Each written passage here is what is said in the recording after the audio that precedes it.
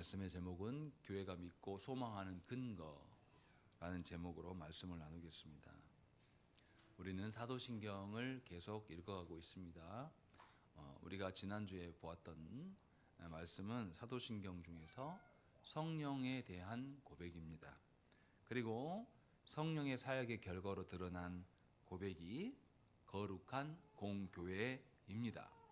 그래서 오늘 우리는 교회에 대해서 알아보려고 합니다. 54문에서 거룩한 보편적 교회가 무엇인지를 묻고 있습니다. 무엇을 믿는지를 물어보고 있는 것이죠. 그럼 우리는 이제 여기에서 도대체 교회가 어떤 것인가를 살펴볼 수가 있는 겁니다. 그런데 54문의 질문과 답을 보면 매우 독특한 부분이 있습니다.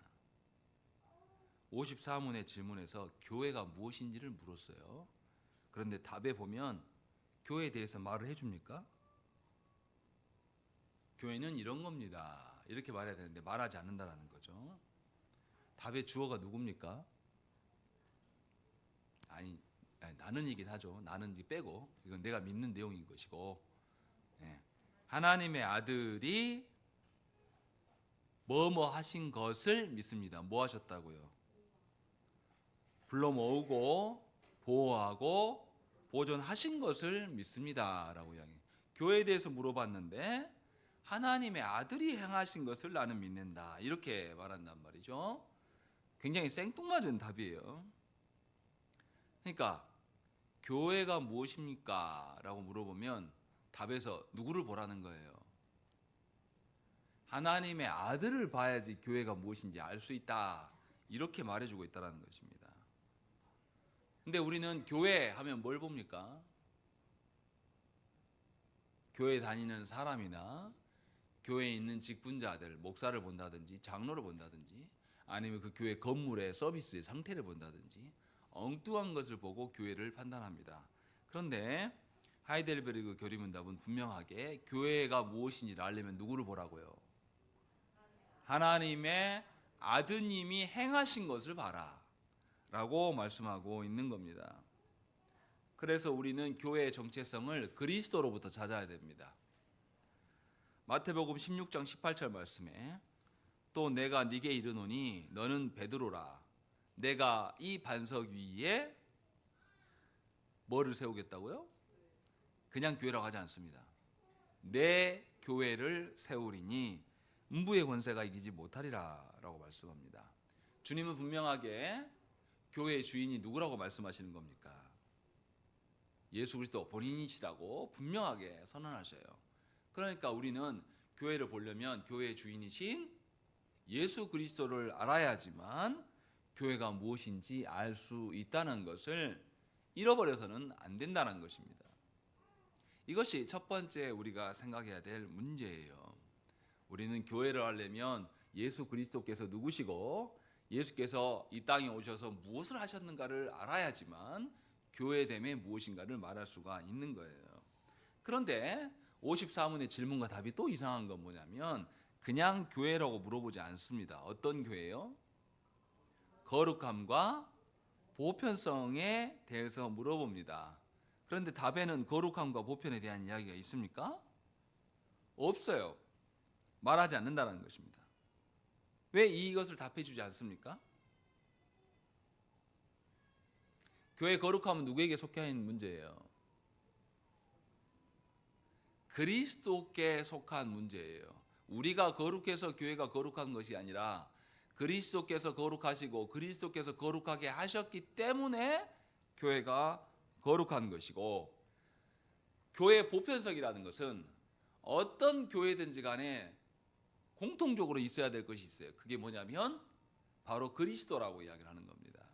모든 교회의 보편성은 그리스도로 인하여서 보편적이다라고 말하는, 다시 말하면 그 교회 가봤더니 그리스도의 어떠함이 반영되어 있지 않으면 그 교회는 참된 교회가 아니게 되는 것이죠. 그러니까 교회의 거룩성이나 보편성을 이야기할 때도 누가 근거가 되는 거예요? 예수 그리스도입니다. 예수 그리스도를 분리해서 생각할 수가 없다라는 것입니다. 그럼 이제 이렇게 물어볼 수 있어요. 그러면 교회를 말할 때 무조건 예수님만 말합니까? 라고 물어보는 거죠. 그렇습니까? 우리가 교회라고 하면 누구를 말합니까? 우리는 뭐예요? 우리는 성도된 우리는 뭐예요? 우리의 머리는 누굽니까? 예, 예수 그리스도를 교회의 머리라고 말씀하시고 성도는 그리스도의 몸이다라고 말씀해요. 그러면 우리가 교회를 이야기할 때는 반드시 누구도 봐야 됩니까? 성도도 봐야 돼요. 근데 성도만 보는 게 아니에요. 교회됨을 이야기할 때는 그리스도를 봐야 되는데 어떤 성도를 봐야 됩니까? 그리스도로 인하여서 의롭게 되어진 성도를 바라보는 것이 교회라고 이야기를 할 수 있는 겁니다. 그냥 교회의 교회의 신자들을 말하는 게 아닙니다. 그리스도로 인하여서 변화되어진, 의롭게 되어진 성도를 말하는 것이요. 그러면 성도는 어떠할 때 교회라고 말할 수 있습니까? 그냥 자기 자신의 원래 가진 성품과 성격과 자신의 어떠함으로 성도라고 말할 수 있는 것입니까? 아니에요. 반드시 성도가 교회다라고 말할 때는 그리스도로 인하여서 변화된 그리스도를 반영한 것을 가지고 성도라고 말할 수가 있는 겁니다. 그러니까 참된 교회라고 이야기할 때는 먼저 그리스도를 살펴야 되는 것이고 그리스도께서 우리에게 행하심으로 말미암아 우리는 원래 그런 존재가 아닌데 그리스도께서 거룩하게 하심으로 교회되게 하셔서 우리가 교회된 자들이에요. 그러니까 우리가 교회로 서려면 성도로 살아가려면 우리 안에 주님이 행하신 결과들이 드러날 때 진짜 성도가 되는 겁니다. 그렇지 않고 여전히 자기 생각이 살아 움직여서 자신의 이름값을 위하여서 자신의 체면치레하는 방식으로 살아가는 것은 참다운 성도가 아닌 거예요. 그리스도의 어떠함을 반영하지 않는 거란 말이죠.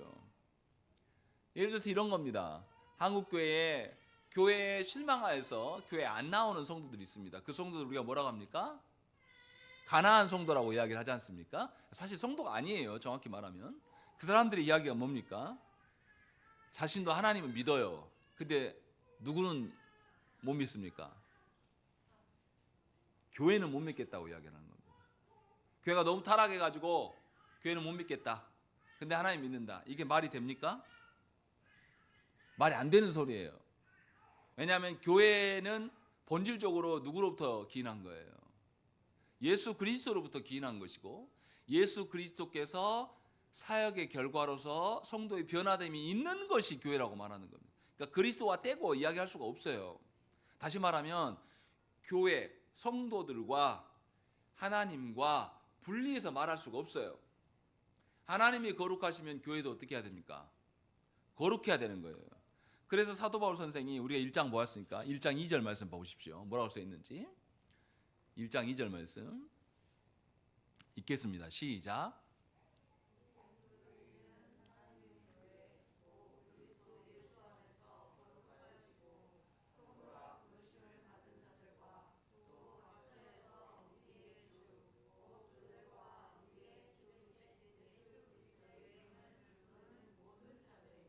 여기 봐보십시오.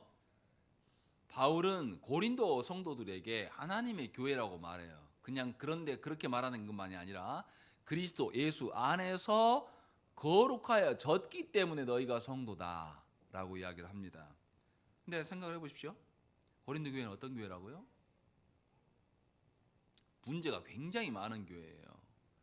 도덕적으로나 신학적으로나 문제가 심각합니다. 고린도 교회는 교회 안에 무슨 일이 있습니까? 서로 파당을 지어가지고 서로 다투고 싸워요. 교회가. 이거 한 가지만 해도 우리는 굉장히 머리 아픕니다. 그런데 그 교회 안에는 근친상간도 있습니다. 아버지가 첩으로 두었던 여자를 자기가 데리고 산단 말이에요. 같이 동침하면서. 이게 무슨 말도 안 되는 짓거리냐 이 말이죠.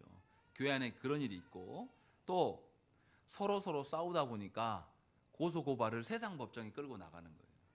하나님의 판단 앞에 두는 게 아니라 세상의 기준으로 살아가는 자들이에요. 또 그리고 결혼하고 있는 사람한테 대해서 이혼을 조장합니다. 야, 그 성행위는 더러운 거야. 그러니까 하지 마. 내가 거룩하게 살려면 이혼하는 게 좋지 않냐 하면서 교회가 이런 식으로 행동하는 것이고, 또 하나님 주신 은사에 대해서 무지해서 서로 은사 자랑을 합니다. 누가 더 높고 파워가 세냐, 이런 식의 교회 모습. 또 어떻습니까? 우상 제물의 문제로 인하여서 서로 다툽니다. 고린도는 신전이 있어서 신전에 웬만한 고기들은 다 신전을 거쳐서 나온단 말이에요. 우상 제물인 것이죠. 이 문제로 또 심각한 문제가 있었고, 또 부활에 대해서 이 사람들이 이해하지 못했어요. 그래서 엄청난 오류가 많은 사람들입니다. 이게 고린도 성도들의 실체예요. 그런데 바울은 그러함에도 불구하고, 사람들이 고린도 교회 성도들의 수준이 그 정도에도 불구하고, 바울은 너희가 교회된 것은 너희로 인함이 아니라 그리스도께서 거룩하게 하신 결과물로서의 성도다라고 이야기하는 겁니다. 바울의 주안점은 사람에게 있습니까? 하나님의 행하신 거에 있습니까? 하나님의 행하신 점에 훨씬 주안점을 많이 두고 있다는 겁니다. 이것이 교회라고 말하고 있는 거예요. 그러면 우리가 교회를 생각할 때는 하나님의 행하신 것과 내가 살아온 방법과 둘 중에 놓고 볼 때 어디에 주안점 많이 둬야 됩니까? 하나님 행하신 거에 마음을 둬야 돼요. 그런데 수많은 성도들이 하나님 앞에 하나님 앞에서 온전하게 사십시오 라고 말하면 무엇을 근거로 말합니까? 자기 자신을 근거로 말해요. 아니 목사님, 내가 작년까지도 대표기도 안 했는데 대표기도 하라고요? 내가 작년까지도 11조 안 했는데 갑자기 왜 11조? 나 못해요.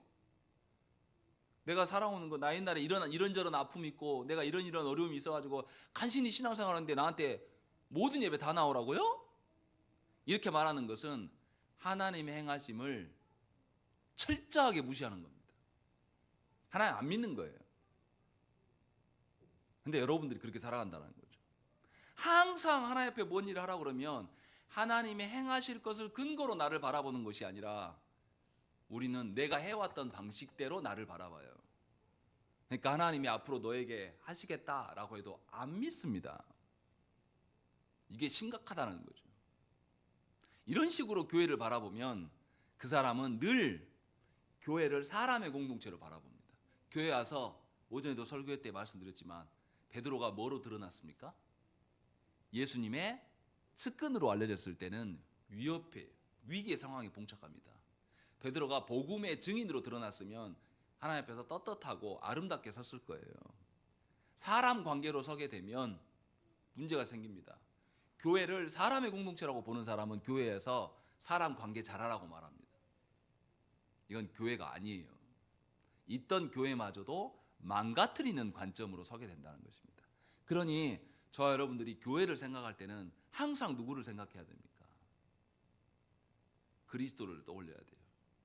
나는 수준에 못 미쳐도 우리 교회 성도들을 보면 아직도 신앙이 연약하고 부족해도 누가 택하신 거예요? 그리스도께서, 성부께서 택하여서 교회되게 하신 자들입니다. 그러면 우리는 지금 그 사람의 상태가 아니라 앞으로 하나님께서 그 사람에게 행하실 일들을 기대함으로 바라보는 겁니다. 집에 안 믿는 여러분의 남편도 마찬가지예요. 인간적으로 내가 수십 년 살아왔고 내 경험이 축적되어 있습니다. 복음을 줘도 안 듣는다는 거 잘 알아요. 그런데 그 사람이 교회되게 되는 것은 여러분들의 해왔던 방식이 아니에요. 누가 하시는 겁니까? 그리스도께서 이미 하셨어요. 그리스도의 행하심이 있기 때문에 우리는 그를 하나님의 자녀로 될 수 있는 것을 전망할 수 있고 소망할 수 있는 겁니다. 교회는 이런 식으로 바라봐야 됩니다. 이것이 참된 교회의 논리예요. 그러면 우리는 타락한 교회를 바라보면서도 사도 바울처럼 놀라울 정도로 내가 너희들 때문에 교회라고 말하지 않는다. 그리스도께서 너희를 거룩하게 하셔서 너희가 교회된 자들이 아니냐, 이렇게 고면할 수가 있게 되는 것입니다. 이게 매우 중요한 거예요. 이게 한국 교회 안에는 전무예요. 대부분의 성도들이 교회 이야기하면 누구 이야기합니까? 우리 목사님이 어쩌고 저쩌고, 우리 교회 장로님이 어쩌고 저쩌고, 우리 교회에 무슨 카페가 있고, 우리 교회 건물은 뭐 어쩌고, 다 실제로 성경에서 말하는 교회를 말하지 않는단 말이죠. 그래서 문제가 생깁니다. 생각을 해보십시오. 내가 교회를 거룩하게 한 게 아니라 누가 교회를 거룩하게 하셨습니까? 예수께서 어떻게 하시면서요? 자신을 죽기까지 순종하심으로 우리를 거룩하게 하시기로 말씀하셨어요. 그러면 우리는 교회에 죄가 있어야 된다고 봐야 됩니까? 없어야 된다고 봐야 됩니까? 아니, 우리는 교회를 바라보면서 교회 안에 죄가 있어도 되는 것으로 봐야 돼요? 있어서는 안 되는 것으로 봐야 됩니까?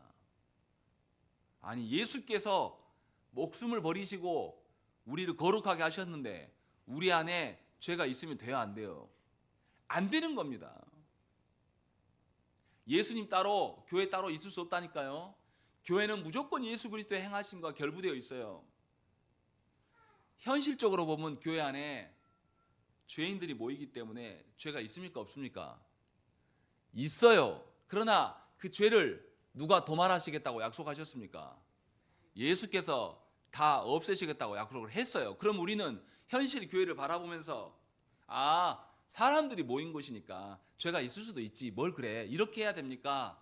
아니면 주께서 죄를 없다고 하셨으니까 주께서 하신 마음대로 주께서 행하신 것에 근거해서 죄가 있어서는 안 됩니다, 이런 태도를 취해야 됩니까? 죄가 교회에 있어서는 안 된다는 태도가 우리 안에 있어야 한단 말이에요. 그런데 너무나 많은 성도들이 무슨 생각에 차 있냐면 사람들이 모인 곳인 게 다 그런 거지, 이렇게 생각한단 말이죠. 이건 실제로 제가 겪은 이야기입니다. 목사회에서 몇몇 분들이 타락한 모습을 보였어요. 목사회에 공금을 횡령하는 일이 벌어졌습니다. 그래서 제가 어떻게 이것을 그냥 넘어가냐, 이것은 바로 짚고 넘어가야 됩니다 라고 말했더니 선배 목사님들이 저한테 하는 말이 사람 사는 데가 다 그렇지 뭘 그러냐, 이렇게 말하면서 그냥 좋은 게 좋은 거라고, 조 목사가 이해하고 넘어가라고.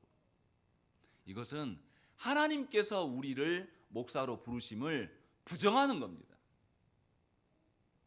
성도는 부족해요. 우리 자체는 부실합니다.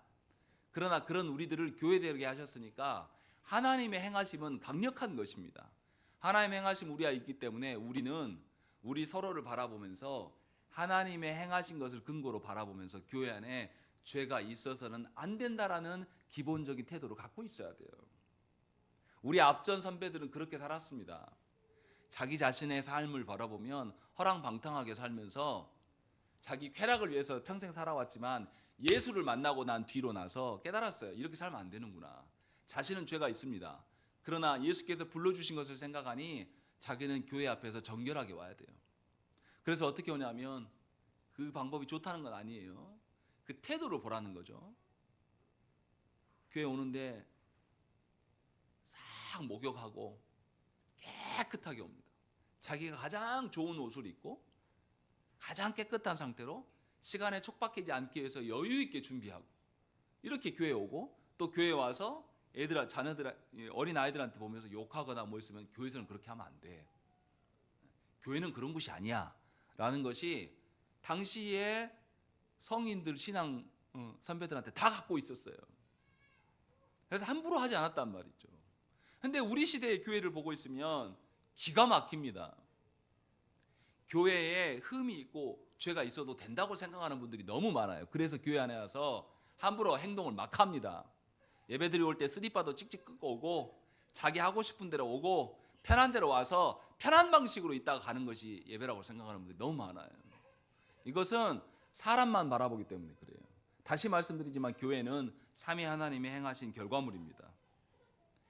교회가 우리 모든 성도들이 그리스도께서 죄를 제거하셔서 우리를 이곳에 두셨는데 어떻게 우리 안에 죄가 또 있을 수 있겠는가라는 마음을 갖고 있다라면 어느 누구보다도 죄에 대해 민감한 자들이 성도가 되는 것입니다.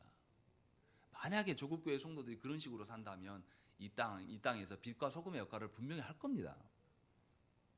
그런데 기가 막힐 정도로 우리는 하나님이 행하신 것들을 상정하지 않고 우리의 어떠함으로 교회로 살아가요. 그래서 불의한 일을 저지른 사람도 내가 좋으면 좋은 겁니다. 불의한 일을 행하면서도 내 하고 싶은 대로 하면 그만인 것이, 이것이 우리 교회의 현대 교회의 실체가 되어버린 겁니다. 분명하게 우리는 알아야 돼요.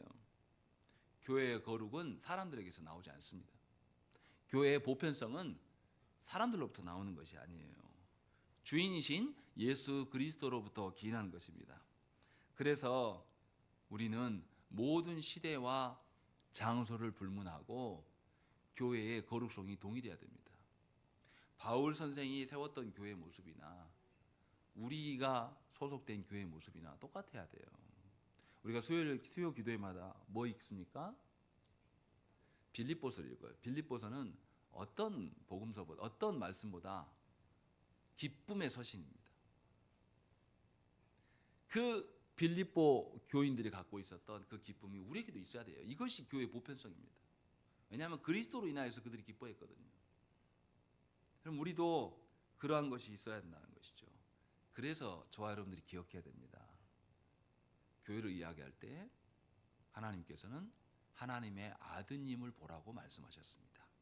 54문도 그래서 거룩한 보편적 교회를 물었는데 답을 하나님의 아드님이 불러 모으고 보호하고 보존하신 것입니다. 이렇게 말씀하고 있는 것을 저 여러분들이 기억해야 됩니다. 그러니까 교회를 선택하는 것도 잘 생각을 해봐야 돼요. 교회 우리가 선택합니까? 근데 우리 시대는 성도들이 아주 교만해요. 그래서 교회를 누가 선택합니까? 각자 자신이 선택합니다. 그래서 교회 쇼핑해요. 어떻게 쇼핑합니까? 이제는 가보는 수고도 안 해요. 우리 시대는 이제 뭐 합니까? 유튜브에 다 올라와 있잖아요. 앉아서 딸깍딸깍 눌러보고 처음부터 끝까지도 들어볼 여력도 없어요. 성도들이 2배속으로 잠깐 듣다가 이 목사 내 취향 아니야 제끼고 자기들이 선택하고 고릅니다. 이렇게 살아가니까 성도들이 어느 곳에도 적을 두지 못해요. 그런데 교회된 자들은 누가 불러 모으셨어요? 그리스도께서 불러 모으신 거예요. 그러면 내가 정향교회에 있다는 것은 하나님이 나를 이곳에 두셨다라는 존중함이 우리 안에 있어야 되는 것입니다. 왜 하나님이 나를 이 작은 교회에 두셨을까? 왜 하나님이 말씀 중심으로만 하는 아무 프로그램도 없는 예배만 드리고 말씀만 하는 이 교회에 두셨을까? 이 하나님의 선하심을 우리가 찾아야 됩니다. 그런 존중함이 있다면 우리는 그 교회에서 어떻게 하겠습니까? 하나님이 나를 이곳에 두신 목적에 맞게끔 살아가려고 애를 쓸 겁니다.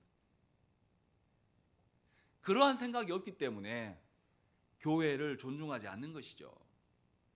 교회를 우습게 알아요. 나한테 조금만 불편함이 생기면 교회 안 나와요. 안 나와도 된다고 생각하는 것이고, 분명하게 하이델베르그 교류문답에서는 교회를 이야기할 때 그리스도를 떠날 수가 없다. 주권이 누구에게 있다? 성도인 여러분에게 있는 게 아니라 누구에게 있다? 그리스도께 있다라고 분명하게 우리에게 말씀하고 있습니다. 그러니까 기억하셔야 돼요. 우리가 교회 생각하면 반드시 그리스도를 떠올려야 되고 그리스도께서 나를 명하여 있게 하신 곳이다 라는 생각을 가져야 됩니다. 그래서 하나님께서 주신 곳에서 하나님이 행하라고 하신 것이 무엇인지를 살피고 그 행하는 일에 대해서 충성을 다하면서 교회를 온전하게 세워가는 일이 모든 성도들에게 드러나야 될 합당한 성도됨의 태도인 것입니다. 이것을 우리에게 보여줘요. 2가지를 제가 이제 설명을 했고, 한번 읽어보십시다. 답을 읽겠습니다. 시작. 54문의 답입니다. 시작.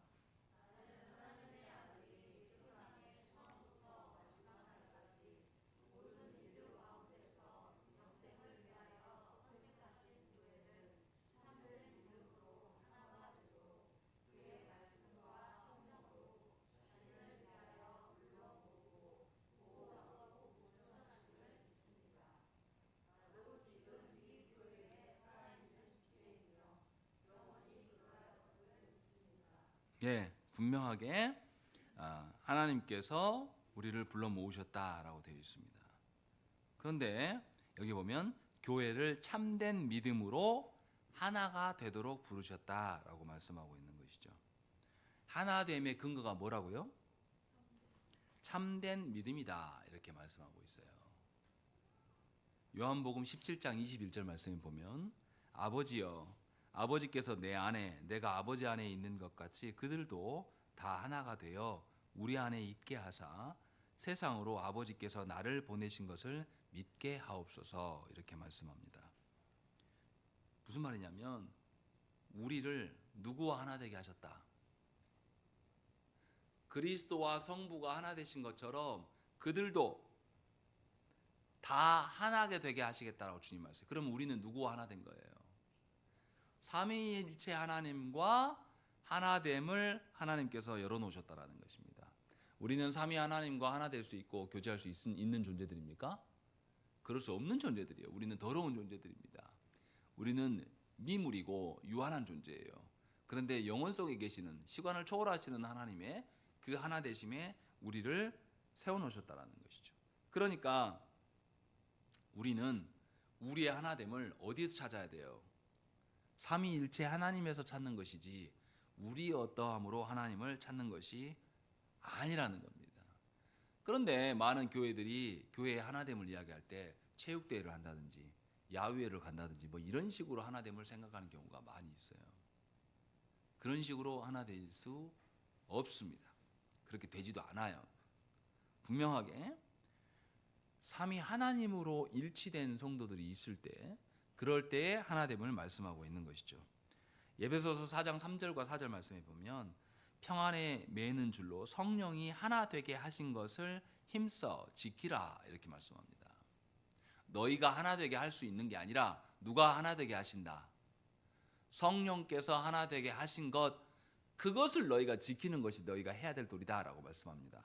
또 4절에 몸이 하나요 성령도 한 분이시니 이와 같이 너희가 부르심의 한 소망 안에서 부르심을 받았느니라 라고 이야기를 합니다. 사도 바울은 모든 성도는 그리스도의 몸으로서 하나일 수밖에 없고 동일한 성령님이 역사하심으로 말미암아서 우리를 이끄시기에 우리는 하나로 일치된 그리스도의 몸으로 살아갈 수밖에 없다고 말씀하고 있는 겁니다. 다시 말하면 교회의 하나됨을 이야기할 때도 반드시 누구를 통한 삼위 하나님의 역사하심을 통한 하나됨을 말할 수밖에 없는 겁니다. 다른 걸 찾으면 안 돼요. 그런데도 교회 안에 끼리끼리 친한 사람들이 막 있는 경우가 있습니다. 이것은 교회를 망가뜨리는 수작이에요. 수작이라고 해서 굉장히 기분 나쁘실 수도 있는데요. 교회의 하나됨은 성령께서 하나 되게 하심과 그리스도께서 우리의 머리 되심으로 하나 됨을 말씀하고 있는 것뿐입니다. 에베소서 4장 5절과 6절 말씀 보시면 주도 한 분이시요 믿음도 하나요 세례도 하나요 하나님도 한 분이시니 곧 만유의 아버지시라 만유 위에 계시고 만유를 통일하시고 만유 가운데 계시도다라고 말씀하는 게 굉장히 중요한 이야기입니다. 보세요. 앞에서 그리스도도 하나고 성령님도 하나고 주도 하나고 믿음도 동일한 하나인 것이고 세례까지도 하나지 않냐. 다 이거 믿음과 세례도 다 누가 주십니까? 하나님께서 주시는 것이에요. 하나님께서 주신 것으로 우리는 교회되지 않았느냐라는 걸 살펴보면 우리는 하나를 삼위 하나님 안에서 찾아야 되는데 우리만 하나됨으로 끝난다고 말하지 않고 뭐라 그러냐면 하나님도 한 분이시니 곧 만유의 아버지시라 만유 위에 계시고 만유를 통일하시고 만유 가운데 계시도다라고 되어 있습니다. 무슨 말입니까? 삼위 하나님께서 너희를 삼위 하나님 안에 하나 되게 하신 것은 뭘 하나 되게 하기 위함이다. 하나님께서 창조하시고 창조 세계를 누구 보고 다스리라고 했어요?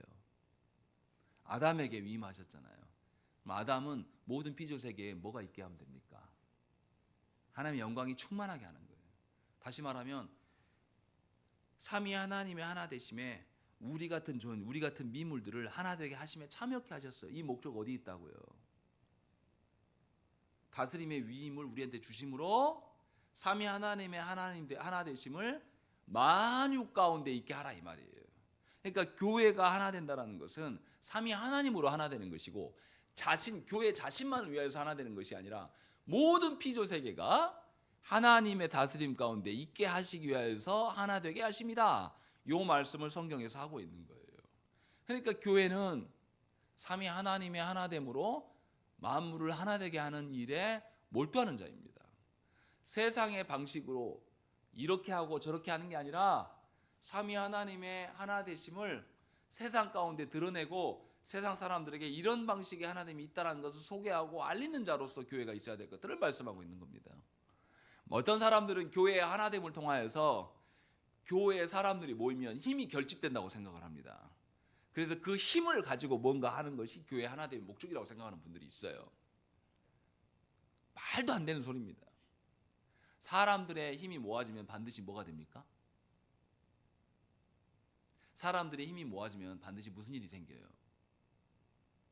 권력이 생기고 누군가는 권력 앞에 짓밟히게 되고 권력이 생겨서 어떻게 됩니까? 욕망이 차오르고 부패하게 됩니다. 안 보십니까? 윤석열 씨 마누라 그 사람 교수 될 때도 거짓말 치면서 교수 됐잖아요. 그런데도 한 번도 처벌받지 않으면서 그 자리까지 갔잖아요. 그러니까 뭐까지 꿈꿨어요? 본인이 통일 대한민국의 대통령이 될 것이라고 그 상상까지도 하면서 그래서 뭐 했습니까? 자기는 대통령이 아니라 왕이라고 생각한 거예요. 그래서 누구도 올라갈 수 없는 궁전에 가가지고 뭐 했어요? 못 들어가는 자리에 왕의 의자에 가서 앉고 사진 찍었다 그러잖아요. 정신이 안드로메다에 가 있는 거예요. 아직도 왕권이 된다고 생각하는 여자입니다. 미친 거예요. 완전히 불쌍한 거죠. 사실 우리 시대에 불가능한 거를 상상해버린 겁니다. 왜 그렇습니까? 자기가 보니까 권력 잡은 검사들 이 사람들하고 관계를 맺어 놓으니까 자기도 처벌받지 않고 권력의 힘이 무엇인가를 맛본 거죠. 그래서 본인이 대통령도 아닌데 대통령 행사를 하면서 생각을 해보세요. 영부인이 무슨 일로 국방부 장관한테 직통으로 전화를 합니까? 그것도 국가에서 쓰는 비아폰을 가지고. 어떻게 이게 가능해요?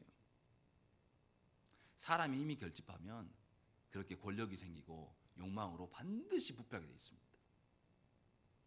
그러니까 여러분 자녀가 잘 돼서 정치권에 뭐 대통령이 되기를 바라고 이런 거 좋아하지 마세요. 대통령 자리가 쉬운 자리일 것 같습니까? 지금 이재명 대통령 잘하고 있지만 다음에 다시 반대쪽 세력에서 대통령 되면 이재명 대통령 그러면 이대로 둘까요? 하는 모든 일 갖고 다 털어갖고 또 죽일 겁니다. 그냥 안 놔둘 거예요. 그렇게 권력은 비정한 겁니다. 생각을 해보시죠. 조선시대 때 정조가 얼마나 영조인가요? 사도세자 아빠가 영조입니까? 정조입니까? 네. 영조인가요? 영조 맞나요? 영조가 얼마나 정치 잘했습니까? 그런데 자기 아들 앞에서 권력을 놓지 않아요. 그리고 결국 누가 죽여요? 아버지 자신이 자기 아들을 죽인다니까요. 권력이 그렇게 무서운 겁니다. 교회에서는 권력이 있으면 안 돼요. 교회의 하나됨은 하나님의 사명을 위하여서 하나됨에 있는 이유뿐입니다. 그 외에는 없어요. 삼위 하나님 안에서 하나 되기를 우리는 소망하고 그 안에서 우리는 사명을 찾아야 된다는 것을 이렇게 말씀한 겁니다. 참된 믿음으로 하나가 되도록 하신다라고 이야기를 하고 있는 것이고, 또 그럼 어떤 방식으로 하나 되게 하시냐? 그 다음에 뭐라고 써 있습니까?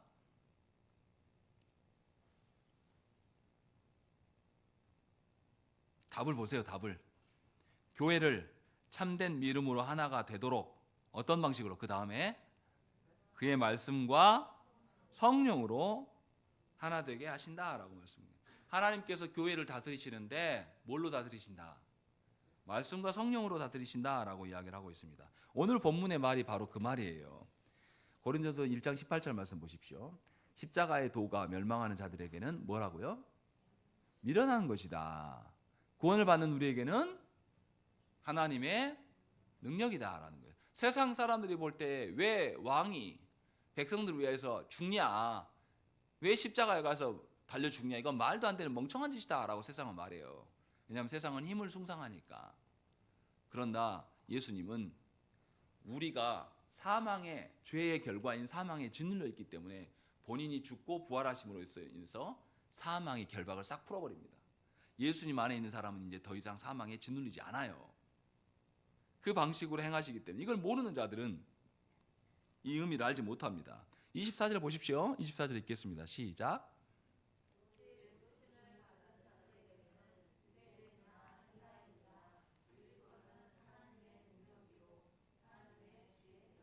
보십시오. 여기서도 그리스도가 하나님의 능력이고 지혜다.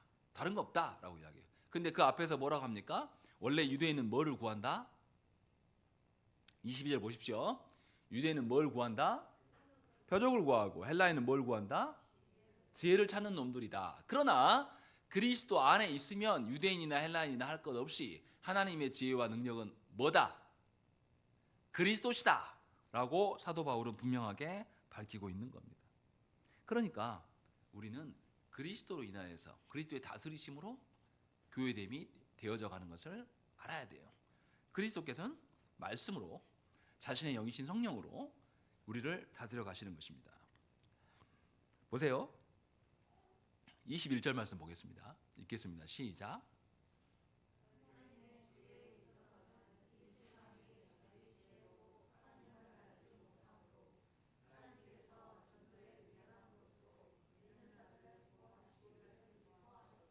여기서 전도에 미련한 것으로 구원하시기를 기뻐하셨다. 이렇게 하겠습니다. 전도가 뭡니까? 여기서 말하는 전도가? 지금 다 설명했잖아요. 18절에서도 뭐 하고 25절에서도 24절에서도 하나님의 능력과 지혜가 뭐다. 다 말했지 않습니까? 여기서 전도라는 건 뭘 전하는 거예요? 그리스도를 전하는 거예요. 우리가 한국교회에서 말하는 식으로 교회 오세요. 여기 뭐 과자 조금 붙여가지고 교회 오세요 이렇게 하는 그게 전도가 아니에요.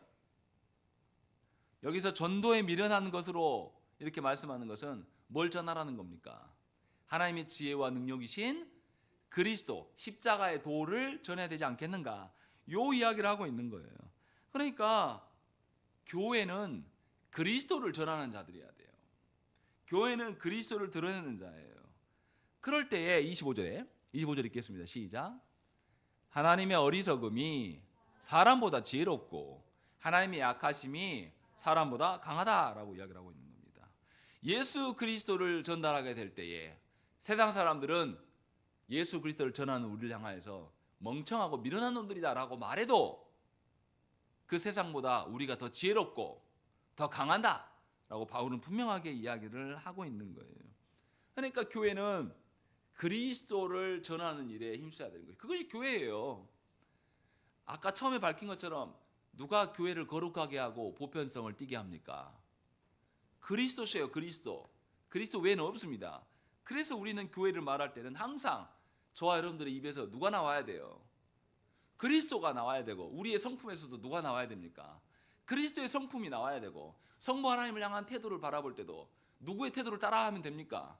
그리스도께서 성부를 향하신 그 태도를 따라하는 것이 우리가 해야 될 전부라는 겁니다. 그래서 그거를 알려주시기 위하여서 주님은 당신의 어떠함을 알려주시기 위하여서 이 땅에 뭐로 오셨어요? 태초에 말씀이 계신다라고 사도 요한이 말한단 말이에요. 당신의 어떠함을 알려주기 위해서 우리에게 말씀을 주셨단 말이죠. 그래서 교회는 다른 어떤 것보다 말씀 사역이 가장 중요합니다. 예수 그리스도를 전하는. 그래서 우리는 예배로 모였을 때 뭘 주력으로 합니까? 설교를 하고 설교를 듣는 일에 주력하는 것이에요. 다시 말하면 교회가 교회다워질 수 있는 것은 말씀과 성령의 사역 외에는 없어요. 성령의 사역도 어떤 사역입니까? 말씀을 깨닫게 하시고 말씀을 적용케 하고 말씀대로 살게 하시는 그 사역이에요. 그래서 교회의 직분자들은 뭐 하는 겁니까? 목사는 말씀을 선포해요. 장로는 선포된 말씀대로 성도들이 살아가고 있는지, 또 살지 못한다라면 같이 살 수 있도록 신방하고 돕는 거예요. 그리고 집사는 성도들이 혹여나 물질이나 세상의 어떤 문제로 인하여서 하나님의 말씀도 살지 못할 것이 있을까 봐 그 부분을 도움으로 말씀으로 다시 걸어갈 수 있게끔 보조하는 자들이에요. 그래서 전부 다 교회의 역할은 뭐냐면 말씀으로 하나님의 통치를 받는 겁니다. 말씀으로 그리스도를 드러내는 거예요. 말씀으로 성령께서 인도하신 대로 우리가 순종해 가는 겁니다. 이것이 교회의 주된 사역이라고 말씀하고 있는 거예요. 하나님께서는 그래서 우리를 말씀과 성령으로 다스리십니다. 그러니까 오랫동안 교회 다닌 사람이라면 누구보다도 설교 말씀이 달고 귀한 오묘한 말씀이어야 되는 것이에요. 누구보다도 우리는 하나님의 말씀을, 선포된 말씀을 들었는데 어려워, 잘 모르겠어. 그럼 어떻게 해야 됩니까? 또다시 듣고 복습하면서 그 말씀의 참된 의미가 뭔지를 생각하고 이 말씀을 내가 이번 주에 이렇게 적용해 보니까 이렇게 적용하면 하나님이 말씀도 되더라 라는 부분이 있으면 서로 격려하면서 나는 이렇게 적용해 봤어, 나는 또 저렇게 적용해 봤어, 이렇게 하면서 말씀대로 순종하는 방편대로 서로 찾는 것이 성도의 교제가 되는 겁니다. 그래서 하나님의 다스림을 순종한다는 것은 말씀과 성령에 대한 순종인 거예요. 이것을 분명하게 이야기를 하고 있는 것입니다. 그런데 너무나 안타깝게도 조국 교환에서 전에도 말씀드렸지만 우리 시대에 걸맞는 이야기를 하려고 합니다. 전도도 어떻게 해야 된다고 말합니까? 사람들이 듣기 좋고 관심 갖는 이야기 해야 된다라고 해서 온갖 전도 방편이 있습니다. 뭐 진돗개 전도법, 뭐 고구마 전도법, 뭐 해피데이, 뭐 별 난리쇼가 없어요. 전부 선물 공략해가지고 사람 데려오는 거. 그건 복음이 아닙니다. 바울 사도가 말하는 전도에 미련한 것이 아니에요. 엉뚱한 겁니다. 또 어떤 사람은 이렇게 말해요. 아니 목사님, 그렇게 강단에서 서가지고 설교하는 건 옛날 구닥다리 방식, 그러니까 교회가 부흥이 안 됩니다. 요즘에 우리 아이들 다 스마트폰하고 규현이 게임 로블록스에 들어가 보면은 막 거기서 애들이 집 짓고 막 4차원에서 놀고 있는데, 교회도 그래야지 하면서 4차 산업에 맞게끔 가상 예배당 공간을 만들고 애들한테 캐릭터를 주게 해가지고 거기서 만나서 예배드려야 한다, 이따구 소리를 하는 인간들이 있습니다. 이것은 하나님께서 우리에게 주신 방편을 존중하지 않는 태도입니다. 매우 악한 거예요. 사람의 어떠함에 맞춰서 복음이 달라질 수 있다고 생각하는 겁니다. 그렇지 않아요. 하나님께서 성경을 주시면서 왜 전도에 미련한 방법으로 계속 하시겠다고, 오늘 말씀 봐보십시오. 뭐라고 되어 있습니까?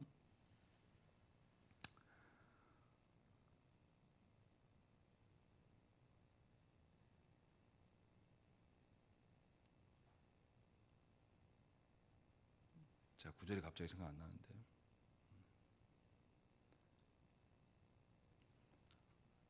그냥 넘어가시죠. 자, 어느 구절인지 생각 안 나는데.